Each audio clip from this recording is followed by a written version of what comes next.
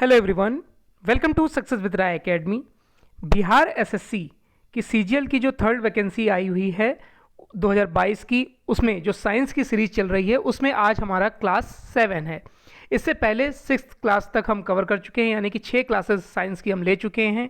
इसमें हम one liner के तौर पर आपके सामने प्रश्नों को पेश करते हैं और उसका आंसर बताते हैं। अगर आप चाहें तो इसे नोट्स की तरह नोट भी कर सकते हैं, और अगर आप इस वीडियो को 1 से 2 बार देखेंगे तो ये आपको स्वतः ही याद भी हो जाएंगे। तो जो लोग पहली बार इस चैनल पर जुड़ रहे हैं वो इससे पहले की जितनी भी क्लासेस हैं वो देख लीजिएगा। अब चलिए आज की क्लास को स्टार्ट करते हैं। सबसे पहला पॉइंट है, नदी में तैरता जलयान जब समुद्र में जाता है तो वह थोड़ा सा ऊपर उठता है। आपने भी देखा होगा जैसे वीडियो वगैरह में यूट्यूब पर कि जब जहाज को पानी में उतारा जाता है तो पहले वो थोड़ा सा ऊपर उठता है। नेक्स्ट पॉइंट है, समुद्र में तैरता जलयान जब नदी में जाता है तो थोड़ा नीचे डूबता है। जब छोटी सी नदी में जाता है तब वो नीचे की तरफ जाता है, फिर ऊपर आता है। नदी के पानी का घनत्व समुद्र के पानी के घनत्व की तुलना में सदैव कम होता है। इस्पात की गेंद पारे पर तैरती है क्योंकि इस्पात की अपेक्षा पारे का घनत्व अधिक होता है। स्वर्ण यानी कि गोल्ड की गेंद पारे में डूब जाती है क्योंकि स्वर्ण की अपेक्षा पारे का घनत्व कम होता है। नेक्स्ट पॉइंट पर आते हैं, समुद्र के जल का रंग नीला दिखाई देता है क्योंकि जल के अणुओं द्वारा नीला प्रकाश का प्रकीर्णन होता है। नेक्स्ट पॉइंट है, आवृत्ति का एसआई मात्रक हर्ट्ज है। ज्योति फ्लक्स का एसआई मात्रक ल्यूमेन है। मैग्नेटिक फ्लक्स का एसआई मात्रक बेवर है। प्रदीप्ति घनत्व का एसआई मात्रक लक्स है। प्रेरकत्व का एसआई मात्रक हेनरी है। दाब का एसआई मात्रक पास्कल है। ज्योति तीव्रता का एसआई मात्रक कैंडला है। कोण का एसआई मात्रक रेडियन है। शक्ति का एसआई मात्रक वाट होता है, वाट। कार्य तथा ऊर्जा का एसआई मात्रक जूल होता है। विद्युत धारा का एसआई मात्रक एम्पियर होता है। ये जितने भी आपको मात्रक बताए गए हैं सभी इंपॉर्टेंट हैं, याद करिएगा इसे। मुक्त रूप से निलंबित चुंबक की दिशा उत्तर दक्षिण की ओर संकेत करती है। नेक्स्ट पॉइंट है, प्रतिरोध रेसिस्टेंस। चालक का प्रतिरोध प्रवाहित विद्युत धारा का विरोध करता है, इसका मात्रक ओम है। नेक्स्ट पॉइंट है, चालक की लंबाई बढ़ने पर प्रतिरोध बढ़ता है।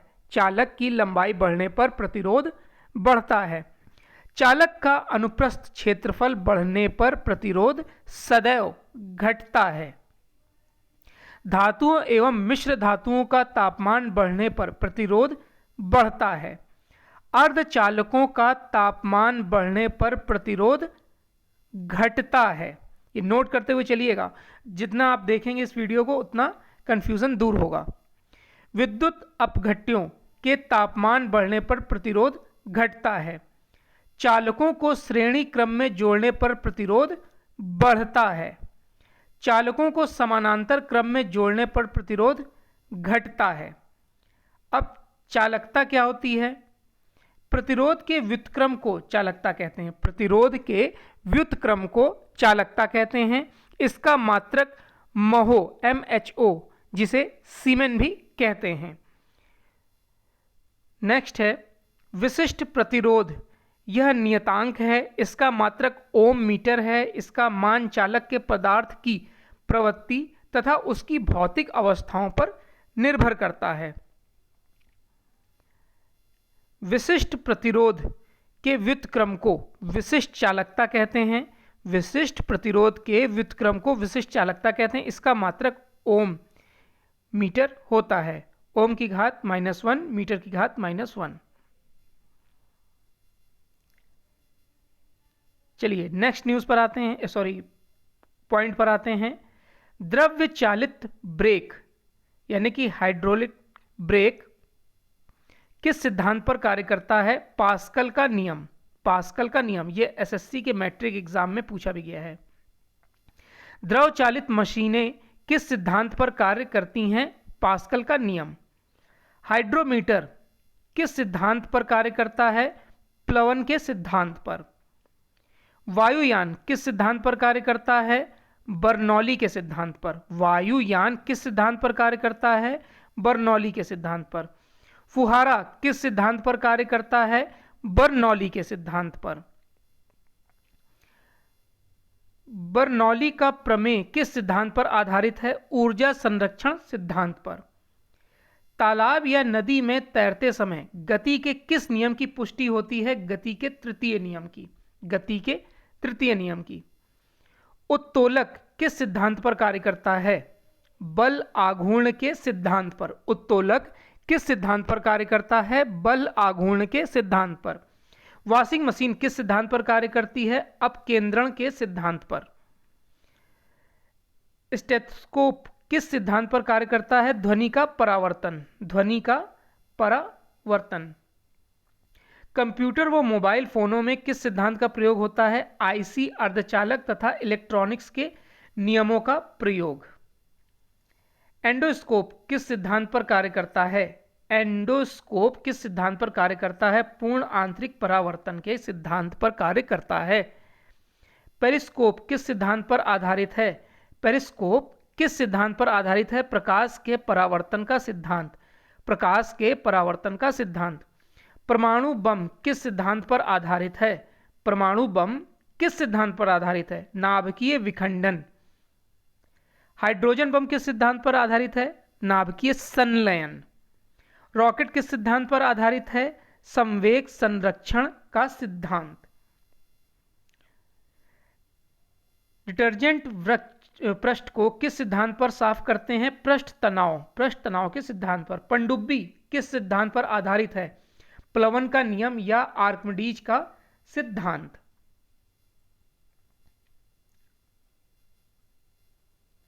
नेक्स्ट है द्रव घनत्व मापी किस सिद्धांत पर कार्य करता है? आर्किमिडीज के सिद्धांत पर। क्या आर्किमिडीज के सिद्धांत से सोने की शुद्धता का पता लगाया जा सकता है? जी हां, बिल्कुल लगाया जा सकता है, अपेक्षित घनत्व की सहायता से। ऑटोमोबाइल्स के हाइड्रोलिक ब्रेक के कार्य करने का क्या सिद्धांत है? पास्कल का नियम। पास्कल का नियम। जल के उत्क्षेप या अध्ययन सर्वप्रथम किसने किया? आर्किमिडीज ने किया। द्रव्य चालित यंत्र जैसे हाइड्रोलिक प्रेस, हाइड्रोलिक लिफ्ट व हाइड्रोलिक ब्रेक पास्कल का नियम है। मैनोमीटर सरल वायु दाब मापी द्रव्य दाब का सिद्धांत होता है। इन्वर्टर का कार्य क्या होता है? डीसी को एसी में कन्वर्ट करना। डायनामो किस सिद्धांत पर आधारित है? विद्युत चुंबकीय प्रेरण के सिद्धांत पर। विद्युत चुंबकीय प्रेरण के सिद्धांत पर। परमाणु विद्युत संयंत्र किस सिद्धांत पर आधारित है? परमाणु विद्युत संयंत्र किस सिद्धांत पर आधारित है? नाभिकीय विखंडन के सिद्धांत पर। परमाणु घड़ी किसके संक्रमण पर आधारित है? परमाणु घड़ी किसके संक्रमण पर आधारित है? सीजियम 133 के सिद्धांत पर। प्रकाश वैद्युत प्रभाव के आविष्कारकर्ता कौन है? हर्ट्ज।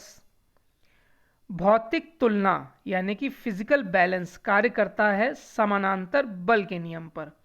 और लास्ट पॉइंट है भौतिक तुला, इस पेज का, भौतिक तुला कार्य करता है समानांतर बल के नियम पर। भौतिक तुला कार्य करता है समानांतर बल के नियम पर।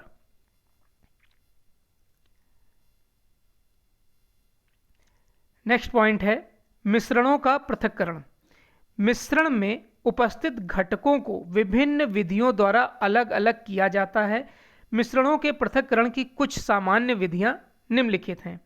क्रिस्टलन, आसवन, ऊर्ध्वपातन, प्रभाजी आसवन, वर्णलेखन, भाप आसवन आदि। दो या दो से अधिक पदार्थों, तत्वों तथा यौगिकों के किसी भी अनुपात में मिलाने पर जो मिश्रित पदार्थ बनता है वो कहलाता है मिश्रण। वायु मिश्रण है अनेक गैसों का, वायु मिश्रण होता है अनेक गैसों का। पीतल, पीतल जो है वो मिश्रण है तांबा और जस्ता का। पीतल जो है वो मिक्सचर है तांबा और जस्ता का। पेट्रोलियम से इसके विभिन्न अवयवों को किस विधि से प्राप्त किया जाता है? प्रभाजी आसवन विधि द्वारा। पेट्रोलियम मिट्टी का तेल, दूध एवं ग्लूकोज में से कौन सा यौगिक है? ग्लूकोज।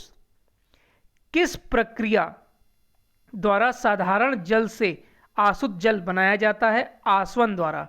जब दो द्रवों के क्वथनांकों में अंतर अधिक होता है तो उनके मिश्रण को किस विधि द्वारा पृथक किया जाता है? आसवन विधि द्वारा। आसवन विधि द्वारा। नौसादर तथा नमक के मिश्रण को पृथक किया जाता है ऊर्ध्वपातन द्वारा। ऊर्ध्वपातन द्वारा। गर्म करने पर बिना द्रव्य में बदले वाष्प में बदलने की क्रिया को क्या कहते हैं? ऊर्ध्वपातन। ऊर्ध्वपातन। तेल व वसा, इस टॉपिक को देख लेते हैं। साधारण ताप पर जो ठोस बने रहते हैं वे वसा कहलाते हैं और जो द्रव्य रहते हैं वे तेल कहलाते हैं। यह रंगहीन पदार्थ है। ये ठोस या द्रव्य हो सकते हैं। ये जल में अविलय परंतु कार्बनिक पदार्थों जैसे ईथर, अल्कोहल आदि में विलय होते हैं। तेल व वसा प्रकृति में जीव जंतुओं व वनस्पतियों से अधिक प्राप्त किए जाते हैं। वनस्पतियों में सरसों, अलसी, जैतून का तेल प्रमुख है। जंतुओं में पाए जाने वाले तेलों में वेल का तेल, मछली का तेल, सुअर का तेल प्रमुख है। वनस्पतियों में तेलों में हाइड्रोजन प्रभावी करके वनस्पति घी बनाया जाता है। नेक्स्ट पॉइंट देखते हैं। तेल में वसा पाए जाते हैं वनस्पतियों तथा जंतुओं में। जंतुओं से प्राप्त होने वाली प्रमुख वसा है लार्ड, टैलो, घी तथा मक्खन। वनस्पतियों से प्राप्त होने वाले तेल हैं जैतून का तेल, अलसी का तेल, सरसों का तेल, मूंगफली का तेल। जंतुओं से प्राप्त होने वाले तेल हैं वेल का तेल, कॉड लिवर ऑयल। साधारण ताप पर तेल होते हैं द्रव्य। साधारण ताप पर तेल जो होते हैं वो द्रव्य होते हैं। साधारण ताप पर वसा बने रहते हैं ठोस। असंतृप्त वसा अम्लों के ग्लिसराइड जो साधारण ताप पर द्रव्य होते हैं वो कहलाते हैं तेल। वनस्पति घी के निर्माण में किस गैस का उपयोग किया जाता है? हाइड्रोजन का। कौन सी वनस्पति तेल हृदय रोगियों के लिए उपयुक्त है? सूरजमुखी का तेल। सूरजमुखी का तेल। वनस्पति तेल का उपयोग होता है भोजन के रूप में। वनस्पति तेल का उपयोग होता है भोजन के रूप में तथा साबुन बनाने में, पाम ऑयल। तेल व वसा शुद्ध अवस्था में होते हैं रंगहीन। तेल व वसा कार्बनिक विलायकों जैसे ईथर, बेंजीन, क्लोरोफॉर्म में होते हैं विलय। वनस्पति घी का गलनांक शरीर के ताप से कम होना चाहिए। वनस्पति घी का गलनांक शरीर के ताप से कम होना चाहिए। नेक्स्ट पॉइंट देख लेते हैं। प्लास्टिक, रबड़ एवं रेसे। पॉलीथीन बनता है एथिलीन से। पॉलीथीन बनता है एथिलीन से। रेयान बनाया जाता है सेल्यूलोज से। प्राकृतिक रबड़ का बहुलक है आइसोप्रिन। प्राकृतिक रबड़ का बहुलक है आइसोप्रिन। रबड़ के व्यापारिक वल्कनीकरण में इसका प्रयोग होता है गंधक, सल्फर का।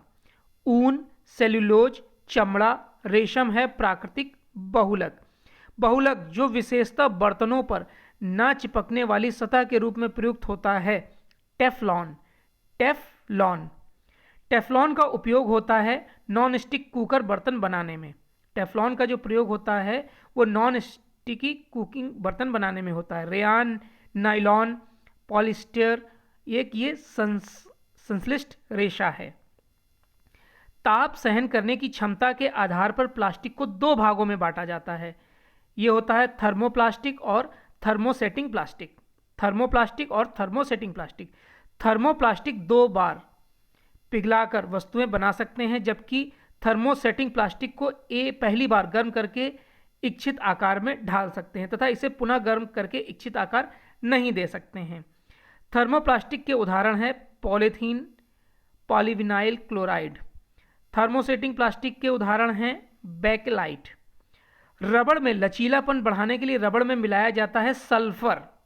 सल्फर सीट कवर, पर्स, बरसाती चादरें तथा बिजली के तार बनाने में प्रयुक्त होता है।